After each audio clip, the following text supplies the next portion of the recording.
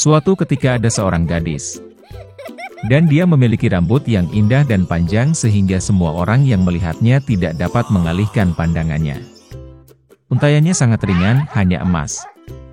Oleh karena itu, mereka memanggilnya Goldilocks. Untuk semua kecantikannya, dia adalah gadis kecil yang sangat nakal. Ibu selalu mengizinkannya berjalan-jalan di halaman, tetapi memerintahkannya untuk tidak pergi ke hutan di belakang rumah mereka. Goldilocks sangat tertarik untuk mengetahui apa yang ada di hutan itu. Jadi, sementara ibu tidak melihat, entah bagaimana dia meninggalkan rumah ke dalam hutan. Gadis itu berjalan lama di dalam hutan. Entah dia menemukan beri, lalu melihat bunga yang indah, lalu mendengarkan bagaimana burung berkicau. Jadi dia tersesat di hutan. Dan tiba-tiba dia melihat rumah yang tidak biasa di tempat terbuka. Goldilocks mendekatinya dengan tenang. Saya berjalan berkeliling, tetapi tidak melihat siapapun. Dia mengetuk pintu, tapi tidak ada yang menjawab. Kemudian dia mengetuk lebih keras, dan pintunya terbuka sendiri. Goldilocks masuk dengan hati-hati.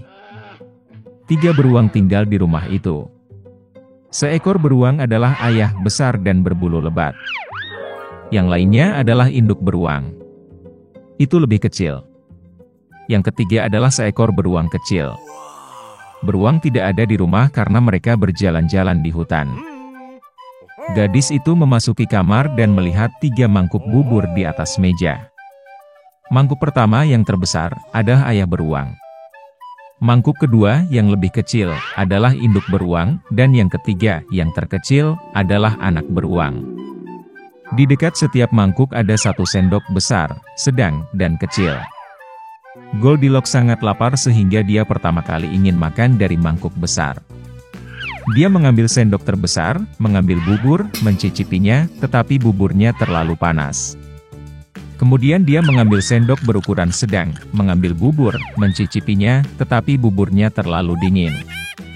Akhirnya dia mengambil sendok kecil dan mencicipi bubur dari mangkuk kecil. Bubur ini tidak panas atau dingin pas. Dan Goldilocks memakan semua bubur dari mangkuk kecil. Setelah makan, gadis itu ingin duduk, dan melihat 3 kursi di dekat kompor, 1 besar, yang lain lebih kecil, dan yang ketiga, sangat kecil, dengan bantal merah kecil. Pertama, dia mencoba naik ke kursi terbesar, tetapi tidak bisa. Kemudian gadis itu mencoba duduk di kursi tengah, tetapi sangat keras dan tidak nyaman. Akhirnya dia duduk di kursi terkecil, dan kursi itu tepat untuknya. Goldilocks sangat menyukai kursi itu sehingga dia mulai mengayunkannya. Kursi itu retak, patah, dan dia jatuh ke lantai. Gadis itu bangkit dan pergi ke ruangan lain. Ada 3 tempat tidur besar, sedang, dan kecil. Pertama, Goldilocks naik ke ranjang pertama, tetapi ranjang itu terlalu tinggi dan keras. Saya berbaring di bagian tengah, terlalu luas dan lembut. Gadis itu berbaring di ranjang ketiga yang terkecil. Dia tepat untuknya. Goldilocks merasa sangat nyaman dan nyaman sehingga dia segera tertidur. Gadis itu tertidur lelap ketika keluarga beruang kembali ke rumah. Beruang menjadi sangat lapar dan segera pergi ke meja. Melihat mangkuknya, Papa Bear sangat marah. Seseorang sedang memakan buburku. Dia menggeram. Ibu beruang juga melihat ke dalam mangkuknya dan menggeram pelan. Seseorang juga makan dari mangkukku. Dan anak beruang melihat mangkuk kosongnya, berteriak keras, seseorang tidak hanya makan dari mangkukku, dia memakan semua buburku. Beruang itu mencium ada sesuatu yang tidak beres, meninggalkan meja, dan mulai melihat sekeliling. Ayah beruang memperhatikan bahwa seseorang memindahkan kursinya dan menggeram dengan suara yang mengerikan, seseorang sedang duduk di kursiku. Ibu beruang melihat kursinya dan mengeluh, seseorang sedang duduk di kursiku dan memindahkannya dari tempatnya. Dan kemudian, beruang itu melihat kursinya yang rusak dan sekali lagi berteriak dengan keras, seseorang tidak hanya duduk di kursiku, tapi juga mematahkannya. Ketiga beruang itu dengan hati-hati masuk ke kamar tidur. Seseorang sedang berbaring di tempat tidurku dan meremasnya. Papa Bear meraung dengan suara yang mengerikan. Dan seseorang juga berbaring di tempat tidurku dan meremasnya, geram ibu beruang. Teddy Bear melihat ke tempat tidurnya dan berteriak lagi, seseorang sedang berbaring di tempat tidurku. Dan kemudian dia melihat gadis itu dan menjerit dengan suara pelan, dan masih tidur di dalam dia. Ayah dan ibu beruang pergi ke tempat tidur dan melihat bahwa seorang gadis kecil sedang tidur di sana.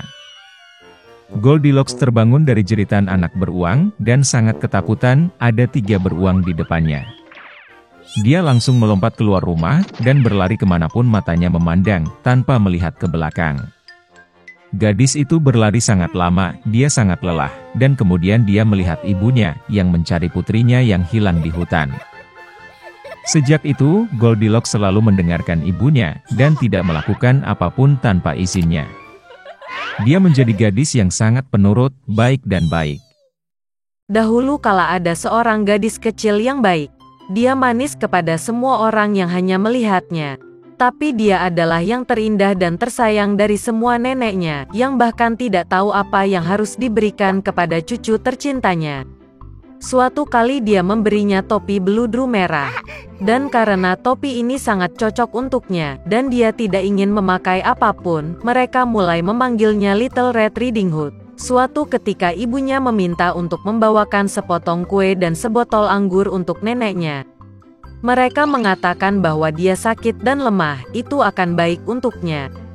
Dia memerintahkan ibuku untuk tidak melarikan diri dari jalan, jika tidak dia akan jatuh dan memecahkan botol, dan kemudian nenek tidak akan mendapatkan apa-apa. Dan ketika dia datang ke neneknya, agar dia tidak lupa untuk menyapanya.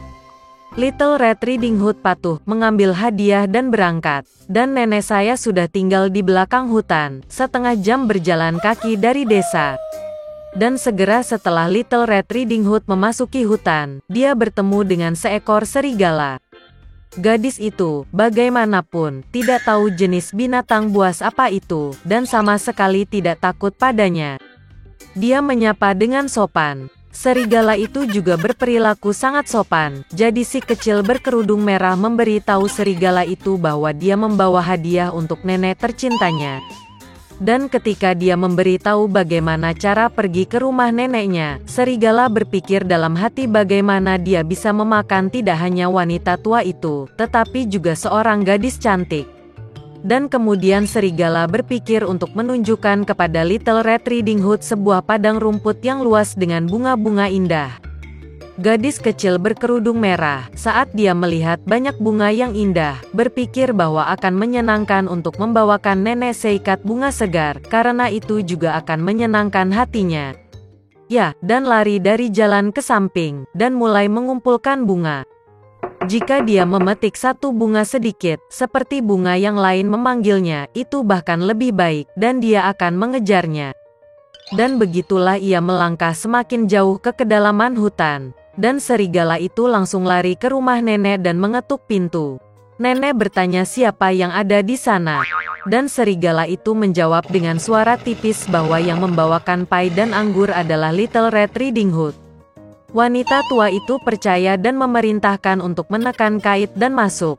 Serigala menekan kait, pintu terbuka, dan dia lari ke gubuk neneknya. Saya bergegas ke tempat tidur nenek saya dan langsung menelannya. Kemudian dia mengenakan gaun neneknya dan topinya di atas kepalanya, pergi tidur dan menunggu. Sementara itu, gadis berkerudung merah berlari dan mengejar bunga, dan ketika dia mengumpulkan sebanyak mungkin yang dia bisa bawa, dia teringat kembali tentang neneknya dan pergi ke rumahnya. Dia sangat terkejut karena pintunya terbuka lebar, dan ketika dia memasuki ruangan, dia memanggil neneknya. Tidak ada jawaban. Cucu perempuan itu naik ke tempat tidur, dan melihat, nenek sedang berbaring, dan dia telah menarik topinya di hidung, dan itu tampak sangat aneh. Little Red Riding Hood bertanya dengan bingung mengapa nenek memiliki telinga sebesar itu.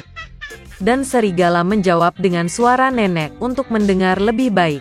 Kemudian Little Red Riding Hood bertanya mengapa nenek memiliki mata yang besar.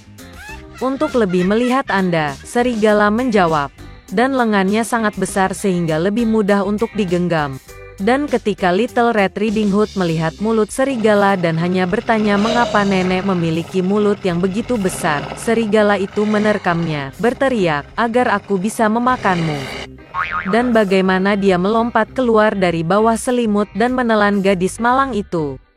Setelah merasa muak dengan cara ini, serigala kembali tertidur, dan mulai mendengkur sebanyak yang dia bisa. Saat itu seorang pemburu sedang lewat di depan rumah nenek, mendengar dengkuran dan bertanya-tanya apakah telah terjadi sesuatu pada wanita tua itu sehingga dia mendengkur begitu.